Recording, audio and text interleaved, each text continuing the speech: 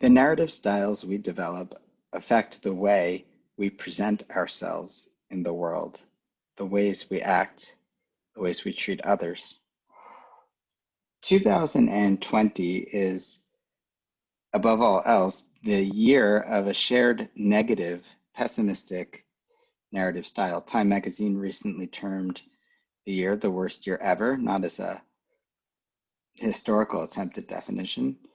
There have, by most objective measures, been many years that were far worse, but to capture a feeling for most of us that during our lives, everything normal has been turned upside down and the devastation is profound, but the devastation to the way of life, our way of life, is total. And so this year keeps getting worse. Everything bad feels like it will happen this year. Murphy's Law is true this year. Enter Chanukah. There's a teaching from the Rokeach, Eliezer of Worms, one of the great halachists, mystics, the 12th century, and he taught a teaching about the Hanukkah candles, the number of the Hanukkah candles based on Breshit Rabbah. The Midrash says that there were 36 hours of primordial light, of great clairvoyant light at the beginning of creation, 12 hours on the first Friday during the day, and 12 hours that first Shabbat night, Friday night, 12 hours on Shabbat day, Saturday day, 36 hours, and then God hid the light, and it became Or Haganuz, hidden light for tzaddikim, for the righteous. And it's in this context that the Midrash actually describes the initiation of Borei Me'orei Ha'esh, of a double-wicked candle for Havdalah, see there, in the 11th chapter of Breshit Rabbah. So the Rokeach quotes this teaching about 36 hours of light that was hidden for the tzaddikim, and originally that light helped you see from one end of the world to the other. It gave great depth and perspicaciousness to the inhabitants of the world, and it was hidden.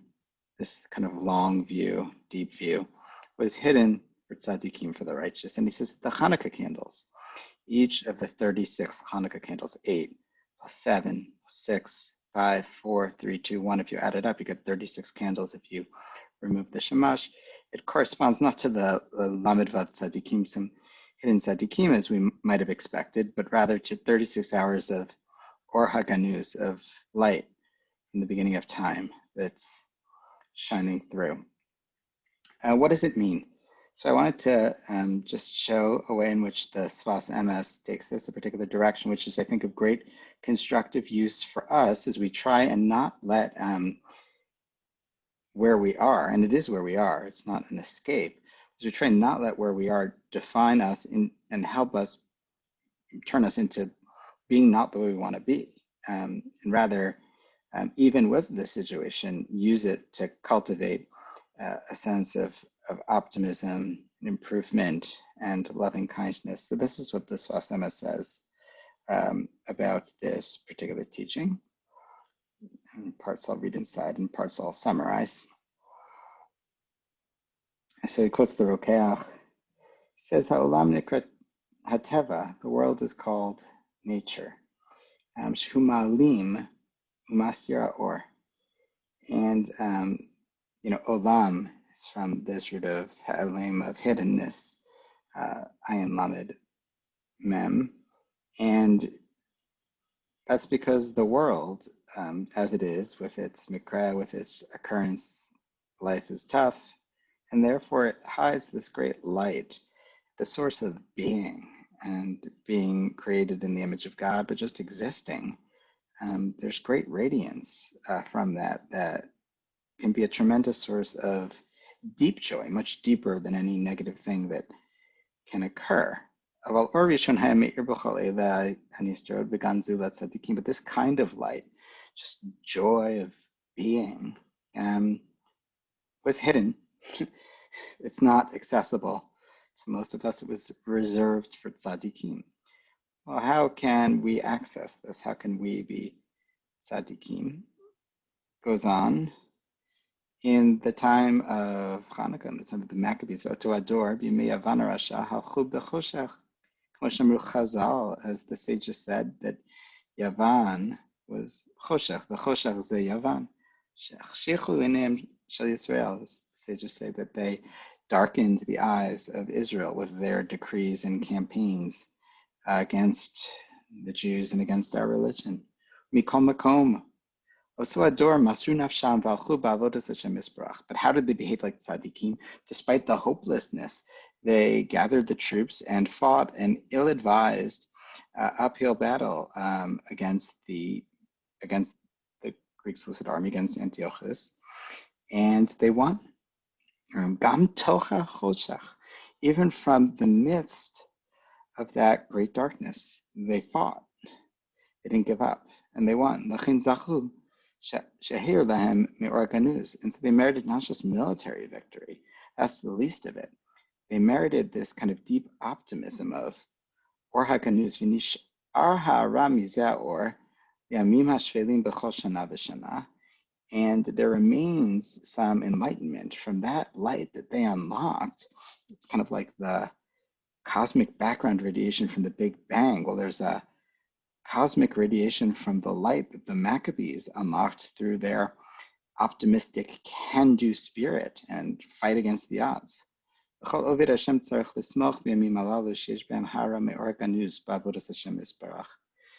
of us can rejoice in knowing that there's this great light. So what's he talking about?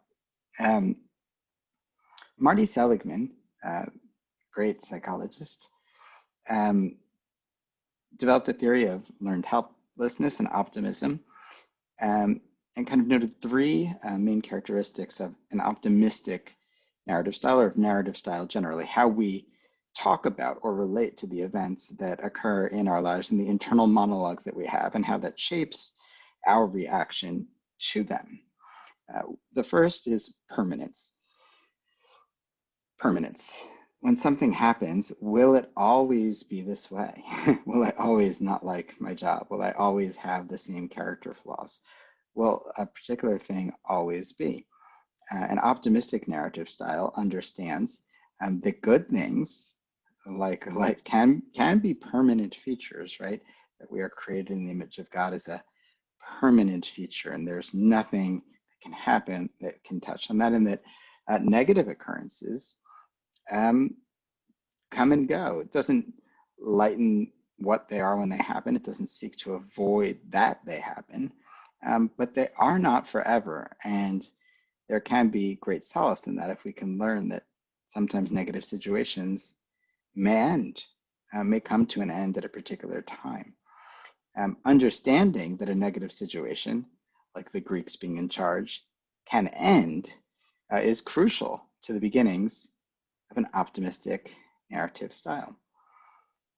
And there's a second piece, in addition to the permanence: pervasiveness. This is a 2020 specialty, right? There was the coronavirus, and then there are killer bees, and every kind of version of it, all the other things. And of course they're related, but a pervasive narrative style would say about negative things that if one thing is bad, everything is going to hell in a handbasket, as they say, right? It's all a dumpster fire. It's all a problem. But of course, that's not true. And so many people have learned to recognize the quote unquote silver linings, which is a recognition of the fact that, look, just because lots of things aren't right doesn't mean that for all of us, there aren't big and small things that are also right. And cultivating a felt sense of those too, because the negative is there, right? We're not going to ignore it. I don't think most of us at this time run the risk of being so Pollyanna. That's not the issue, right? It's not being able to feel in a meaningful way the positive things, and then being able to work with the sense of gratitude that those can engender, so that we can present and act with kindness in a virtuous cycle as a result. That's the feeling and the resulting action that's lacking, the pervasiveness of it. And then there's personalization. If something negative happens, instead of understanding that maybe I did something or maybe I didn't, maybe it just happened to me, it's about me. There's something fundamentally flawed with me. It's finally been exposed. I deserve this suffering, and more is on the way. But of course, many of the bad things others do to us are usually less about us and more about the stresses and issues in their lives. Often we're just in the wrong place at the wrong time, or maybe if we did do something about it, it's not a deep-seated thing about us, but a particular comment we happened to make that was insensitive. And so there's a sense in which the permanent, pervasive, and personalized negative story can create a kind of helplessness where we lay down and put ourselves down and don't try and fight.